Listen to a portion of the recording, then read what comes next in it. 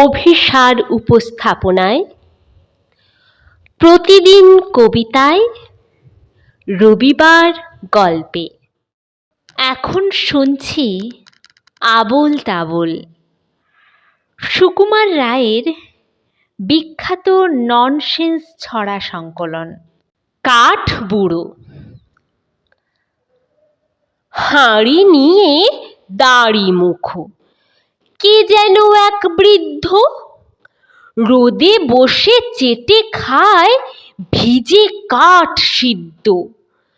মাথা নেড়ে গান করে গুনগুন সঙ্গীত, ভাব দেখে মনে হয় না জানে কে পণ্ডিত।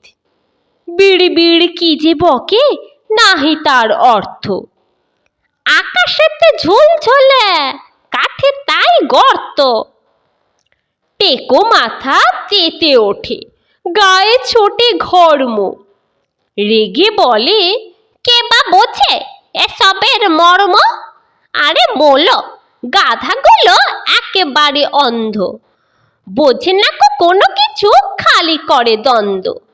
কোন কাঠে কত রস জানে না কো তত্ত্ব, একাদশী রাতে কেন কাঠে হয় গর্ত। আশেপাশে হিজিবিজি আঁকে কত অঙ্ক, ফাটা কাঠ ফুটো কাঠ হিসাব অসংখ্য। কোন ফুটো খেতে ভালো কোনটা বা মন্দ, কোন কোন ফাটলের কিরকম গন্ধ। কাঠে কাঠে ঠুকে করে ঠকাঠক শব্দ, বলে জানি কোন কাঠ কিসে হয় জব্দ। কাঠ কুটো ঘেঁটে ঘুঁটে জানি আমি স্পষ্ট, এ কাঠের বচ্চাতি কিসে হয় নষ্ট। কোন কাঠ পোষ মানে কোন কাঠ শান্ত, কোন কাঠ টিমটিমে কোনটা বা জ্যান্ত।